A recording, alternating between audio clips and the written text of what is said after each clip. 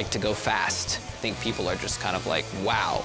It was just so loud in here, and now it's just completely quiet. What do we do? That's what we want people to walk away from the show thinking, what just happened? Or, ow, my ears hurt, I think they're bleeding. Any of those responses is great.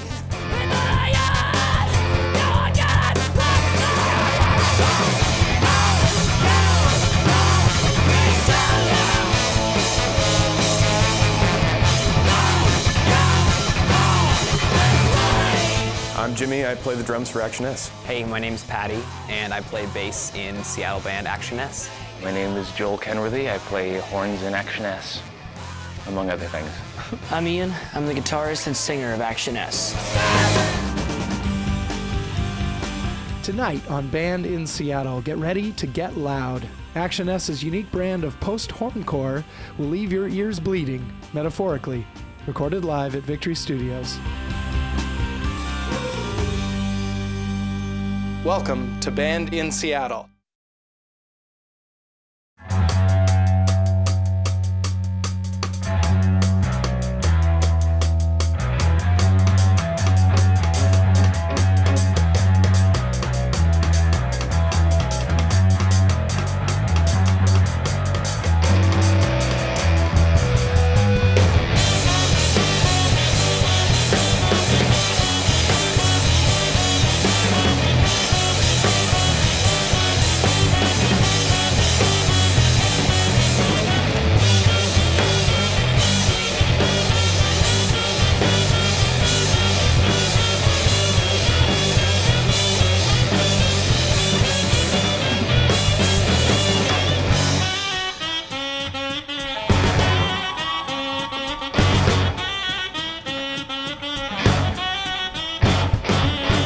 Someone came up to me and said that they listen to I Want Doubts every time they go to the gym.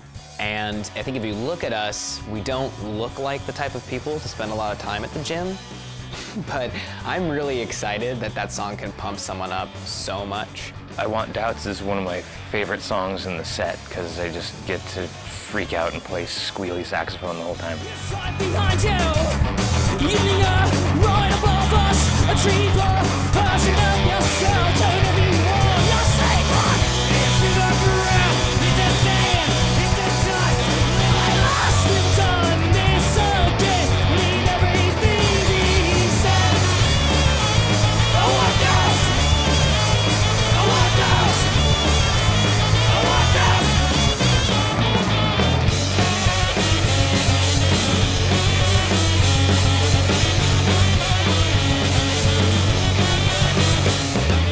Actionesse is actually a product of a former band, which was a ska punk band that Ian and Joel and I were in for a while. Patty was the drummer. Patty wanted to do drums, but because he gets injured really easily, I don't know if the other members have mentioned that, he's made out of glass. And after that crumbled, we closed the project, and then Ian was inspired kind of with some more aggressive, harsher sounds, and we had Jimmy over just as a friend. Just totally serendipitously, Jimmy came over to, I think he was borrowing something from us, or he left something at my house, and he was leaving, and we all said to each other, wait, Jimmy plays drums. Why don't we run out there really quickly and ask him if he wants to come to practice later today? And we did, and it worked out. I think they were supposed to have another drummer come in for an audition for the new version of their project at the time, and that dude never showed up. I just kind of by accident jumped onto that situation, and I had always wanted to play music with Patty and Ian and Joel, and it just kind of took off from there.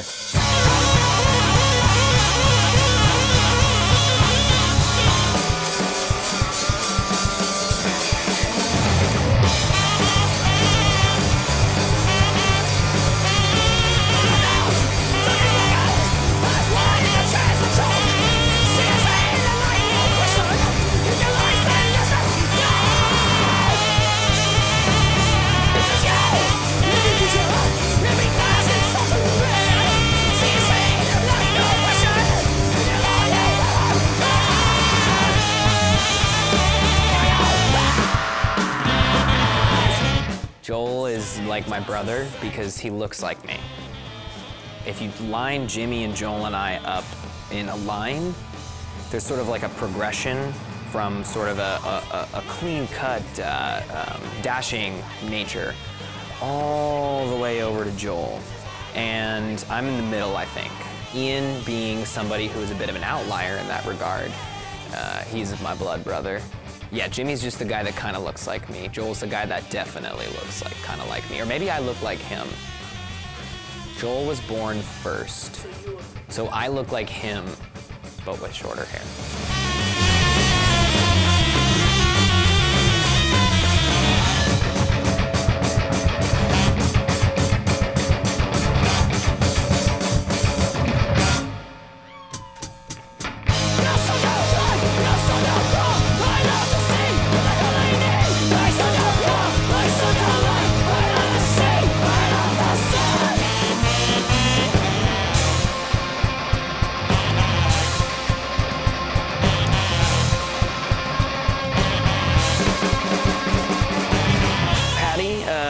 He's the bass player.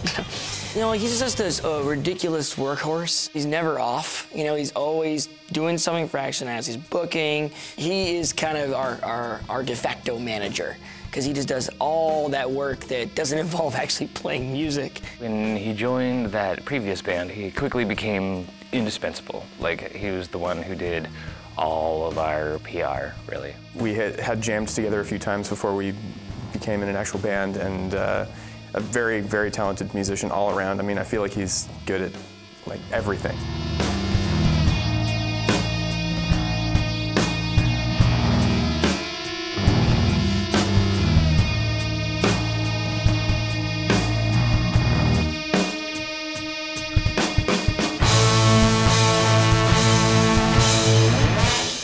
Well-adapted creature. We just call it whack most of the time. At our live performance here, Patty referred to it as well-adjusted crouton. It's been called wrathfully agitated crustacean. There are those following the rules you gotta apply. There are those following the rules you gotta apply.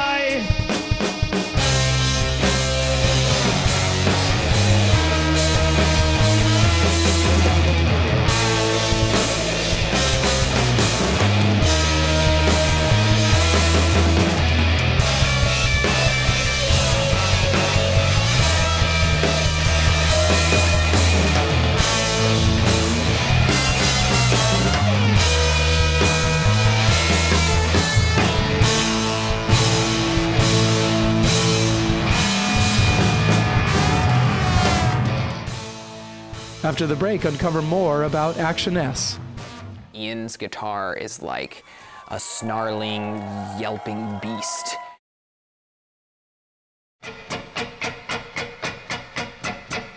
His life is spent pursuing his ends. We laugh at this now, but it's already changed. Our faces, our faces, our faces, our faces to rock. Our faces, our faces, our faces, our faces to rock.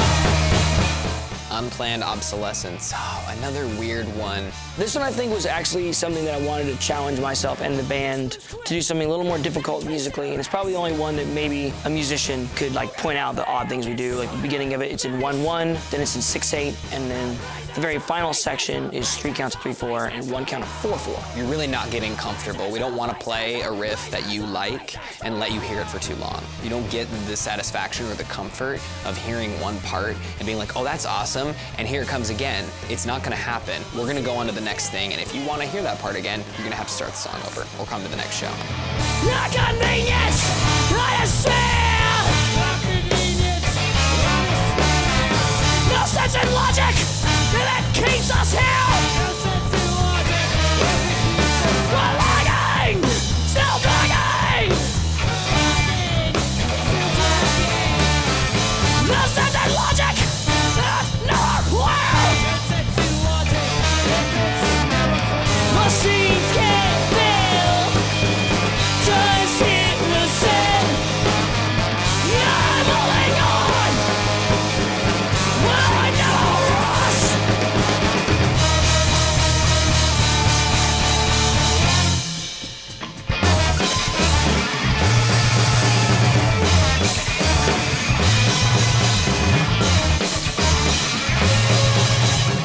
Years ago, we we had a huge smattering of songs. There was a little bit of funk, there was a little bit of blues, there was a little bit of punk, and it's taken us until, I think, early 2017 to come up with where we're at now, which we would call post-horncore. All the instruments have become really important as part of that. Ian's guitar is like a snarling, yelping beast that is completely relentless, and I mean, even as a performer, he is totally unchained. He's out of control, and that's why we love him. And I think that Joel's horn playing is something that I've never really heard anywhere else. In particular, the saxophone. So many notes and so much speed, and yet it's graceful, but it's also kind of silly and fun. And I guess in terms of the drums, I think we would all agree that Jimmy is the most talented member of the band by a lot. That drumming that Jimmy does is, he's like a nontopus, which is like an octopus with 9 tentacles, which makes it even more agile and skillful at drums than a regular octopus. That's sort of how I would characterize Jimmy. I have no fear of its teeth. I'll poison the ocean, I'll poison the sea.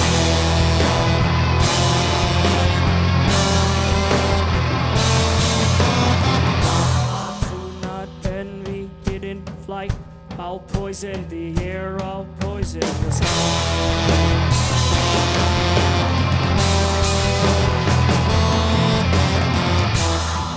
Might call this revenge, but what I fear is not my fault.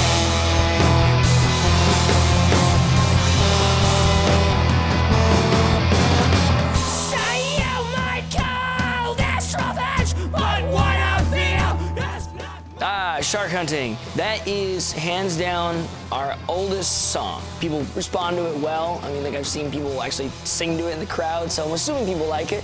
Pretty easy one. It's just about environmentalism.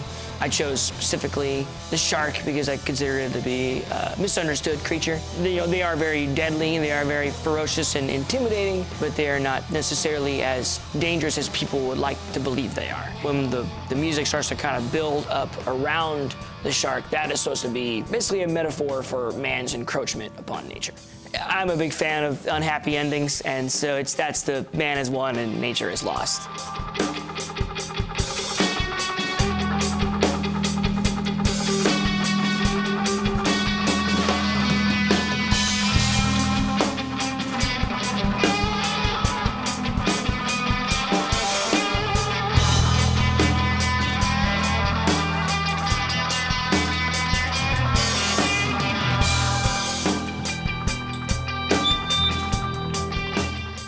Ian, I love that guy. You know, he, aside from just being like an all-around generally great human being, you know, he's a lot of fun to work with. He's one of those extremely creative types. He has so much creative energy, it's almost like overflowing.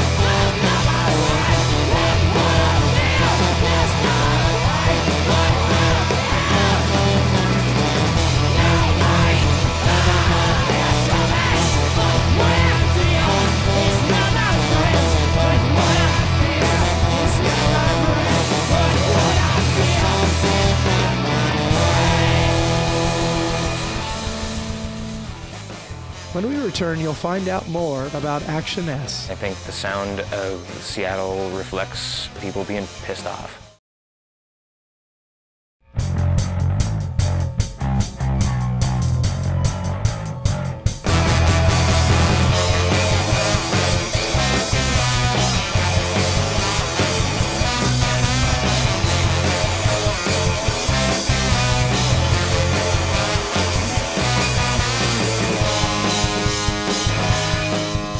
love angry music. I've been listening to angry music ever since I really knew music. And a lot of the people that are making music and making aggressive music, especially on the coasts, are people that are not happy with where we're at as a society. They're not happy with the way that people treat other people. Hopefully, a lot of the aggression coming out is a response to that, saying, no, we're mad about it. I'm really thankful that anger is in the air because it's paved the way for loud bands to be fun again. And I think the sound of Seattle reflects people being pissed off. When it was folksier, that was, I think, in the Obama years, when people were genuinely happier and less stressed out.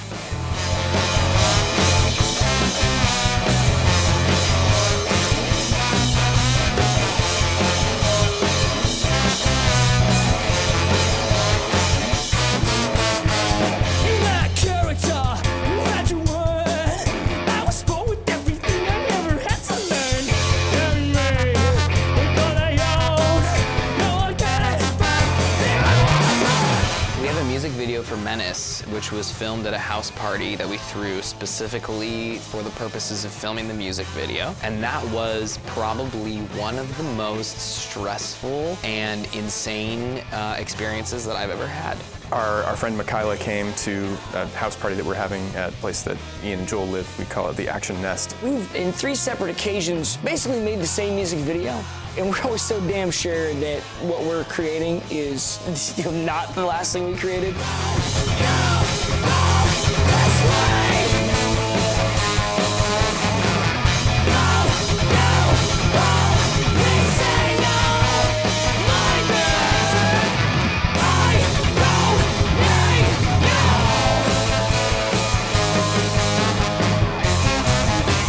DIY shows are fun. We like to throw them sometimes, and we love to be a part of them. They can be interesting because sometimes the people who plan DIY shows aren't very good planners. Going into performing in general as a band, they should have expectations set to some degree. When I enter the space, how loud should I be? Is this a small room or it's intimate, or is it really big where we need to crank up and it's kind of echoey? I think just having the mindset of knowing when you're going to play a DIY show, it's about fun and community. It's not about turnout or professionalism or pay. It's just about really, honestly, throwing a party. Personally, that's my favorite part of being in a band, is like going to a gig and seeing all the people that are also playing that gig and all the folks that happen to show up to support. Yeah, I'd love to play every weekend. That's why I play in multiple bands, so I get to play almost every weekend.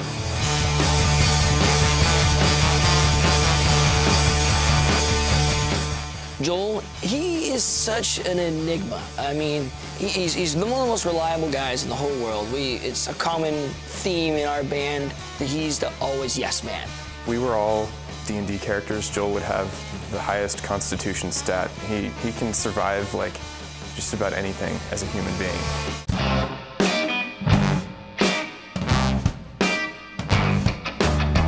My luck was meant to be pushed by heart at the funny shit about break those icebergs within. It'll be my one and only guess. Some people think that love is enough. Some people are afraid to be alone, alone, alone, alone. Don't get your money. So this is one of our older ones. Yeah, I don't even know what I was writing about. You know, I think I wanted to write about the concept of debt, but it kind of doesn't come off that way. I think it comes off me just talking about maybe I was going through a breakup or something. I don't know, it sounds like I was going through a breakup. But when I told Patty, because Patty wrote his verse, that I was writing it about debt, he thought I said death.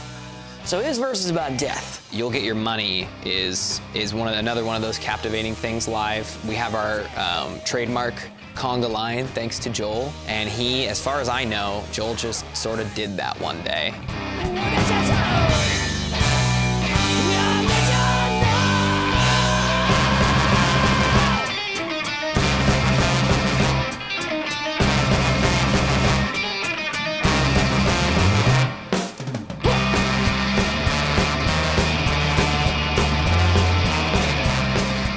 It's really awesome to see rock musicians and rock bands here where I live. We're very fortunate to be a part of it. We've been brought in by these amazing people, these amazing musicians. And so we just want to do what we can to keep that going because it's very, very powerful. I think people are going to be really excited to see where we go in 2019. I'm hoping that people are along for the ride because we're going to turn some corners. I think if you feel like you're getting very comfortable with how we are now, let's not do that. Pump the brakes because you never know what could happen.